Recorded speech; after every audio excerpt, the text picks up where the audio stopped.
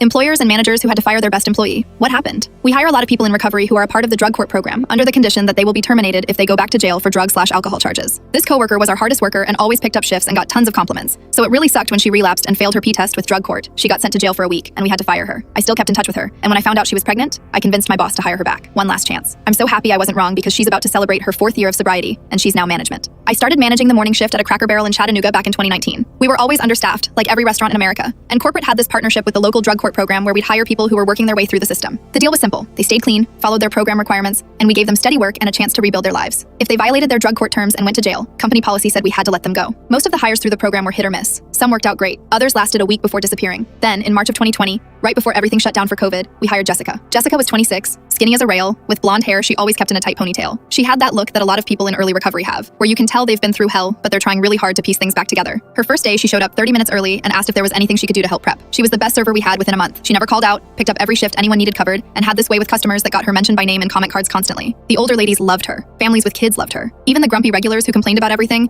would specifically ask to sit in her section. By summer, she was training new hires. My boss, Carol, had already started talking about moving her up to shift lead once she hit her 6-month mark. Jessica was exactly the kind of success story the program was supposed to create. Then in August, I got the call from her drug court officer, a woman named Patricia. Jessica had failed her random urine test, tested positive for meth. She'd been honest about it apparently, admitted she'd used at a party the weekend before. Drug court gave her 7 days in county jail as a sanction. I had to call Carol and tell her. Carol had to call corporate. Corporate policy was clear. Any violation that results in jail time means immediate termination. No exceptions, no matter how good the employee was. I was the one who had to make the call to Jessica's phone and leave a voicemail telling her she no longer had a job when she got out. I felt sick about it for days. The other servers were upset too. Everyone knew Jessica had been doing so well, and one mistake had cost her everything. When she got out, she called me. She was crying, apologizing, saying she understood why we had to let her go. She said she was going to get it together. I told her I believed her, even though I wasn't sure I did. We stayed in touch through Facebook. She'd message me every few weeks with updates. She got into an intensive outpatient program, started going to meetings every day, got a job at a grocery store that didn't pay nearly as well as Cracker Barrel but kept her busy. In January of 2021, she sent me a message with a photo, a positive pregnancy test. She was terrified and excited and asking if I had any advice because she wanted to be a good mom and didn't know if she could do it. That's when I went to Carol. I told her Jessica had been clean for 5 months, was pregnant, and needed a real job with benefits. I said I'd stake my own reputation on giving her another shot. Carol was hesitant. She said if corporate found out we rehired someone we'd terminated for a drug court violation, there could be problems. But she also trusted my judgment. We brought Jessica back in February as a hostess, not a server. It was a small step down, but it got her in the door. She was grateful for it, worked every shift we gave her. When her daughter Emma was born in September, we threw her a baby shower in the break room. Jessica worked hostess for a year, then moved back to serving. Never missed a shift, never showed up late. Her drug court case closed successfully in 2022. By then, she'd been clean for over 2 years. Last year, Carol promoted her to shift lead. She manages the weekend morning crew now, does the scheduling,